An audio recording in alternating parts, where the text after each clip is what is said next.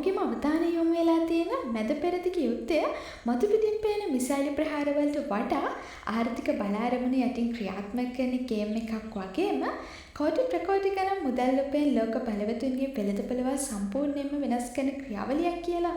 ඔයාලා දැනගෙන හිටියද? ඉතින් අද වීඩියෝ එකකින් අපි ඔයාලත් එක්ක කතා කරන්නේ මේ යුද්ධයෙන් හින්දා ඉදිරියේදී බලශක්ති වෙළඳපොළ වෙනස් වෙන්නේ කොහොමද කියලා.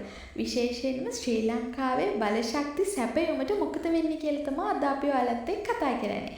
ඉතින් වීඩියෝ එකට යන්න කලින් වතාම තෙලකා YouTube නාලිකාව subscribe කරලා නැත්නම් subscribe කරලා අපිත් එක්ක එකතු වෙන්න. ලෝක බලශක්ති වෙළඳපොළ ක්‍රියාත්මක කරන්නේ ප්‍රධාන මිලදර්ශක කිහිපයක් මගින්. සාමාන්‍යයෙන් මේ දක්වා මැද පෙරදිග තෙල් මිල ගොඩක් අඩු අනුපාතයක වගේම ඇමරිකානු තෙල් මිල අනුපාතයන් ඉහළ මට්ටමක තමයි තිබ්බේ. ඉතින් මේකින්දම ශ්‍රී ලංකාව වගේ ආසියාතික රටවල් එයාලගේ තෙල් ආනයනය සිද්ධ කරේ මැද පෙරදිග රටවල් වලින්. ඒ වුණාට මේ වෙද්දි මේ යුද්ධමය තත්ත්වයත් එක්ක වෙළඳපොළේ ඉතිහාසයේ මේ වෙනකන් සිද්ධ වුණේ නැති දුර්ලභ අවස්ථාවන් කිහිපයක් අපිට දක්නට ලැබෙනවා. විශේෂයෙන්ම මේකට හේතු වුණේ හෝමුස් සමුද්‍ර සන්ධියේ පවතින අවදානම හින්දාම මැද පෙරදිග තෙල් බැරලයක මිල ඩොලර් 130ක් දක්වා ඉතිහාසයේ වාර්තාගත ඉහළ මගයක් වාර්තා කිරීමත් එක්කම ඇමරිකාවේ අභ්‍යන්තරයේ තමන්ගේ තෙල් සංචිත නිෂ්පාදනය කරන හින්දා එයාලගේ තෙල් බැරලයක මිල වෙන්නේ ඩොලර් 90. ඉතින් සාපේක්ෂ වශයෙන් ඔයාලට බැලුවහම පේන අනිවාර්යයෙන්ම මේ වෙද්දී ඉතාමත් ලාභදායී මට්ටමක තියෙන ඇමරිකානු තෙල් මිල. මෙතනදී ඇමරිකාව ලෝකයේ විශාලතම තෙල් නිෂ්පාදකයා වෙන නිසා වගේම ලෝකයේ සියලුම රටවලට එයාලගේ තෙල් වගේම ගෑස් ලබා දීමේ හැකියාවක් තියෙනවා.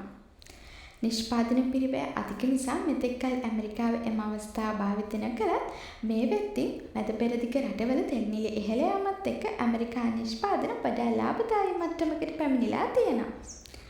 මේ විදිහට ලෝක වෙළඳපොළ තම දිශාවට හරවා ගන්න මෙම තෙල් වෙනස මේ වෙද්දී ඇමරිකානුවන් උපයෝගී කරගනිමින් තමයි තියෙන්නේ. ඒ වගේම ආසියාවේ දෙවන විශාලතම තෙල් වෙළඳපොළ වන ජපානය මැද පෙරදිගින් ඉවත් වෙලා ඇමරිකාව එක්ක ඩොලර් බිලියන 51ක දැවැන්ත තෙල් කිවිසුමකට එකඟ වුණා.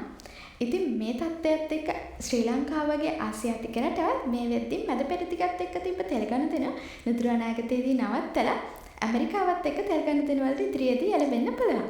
ඉතින් මේ වෙද්දිත් ආසියාතික රටවල් ඇමරිකානු තෙල් දිහාවට හැරෙමින් පවතින්නේ.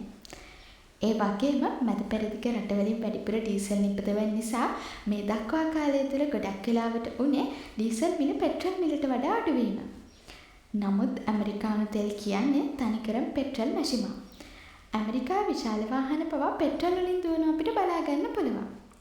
ඉතින් අපි අනාගතයේදී ඇමරිකානු තෙල් වලට මාරු වුණොත් පෙට්‍රල් මිල ඩීසල් මිලට වඩා අඩු වීමේ ප්‍රවණතාවයක් තියෙනවා.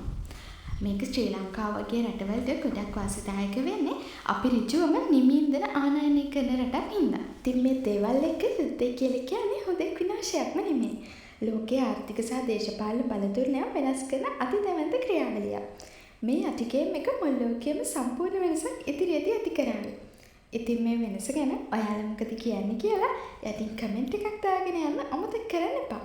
ඒ වගේම මේ වගේ ලෝකයේ විස්තර ටිකටම දැනගන්න අපේ හෙලකා YouTube නාලිකාවත් එක්ක දිගටම එකතු වෙලා ඉන්න.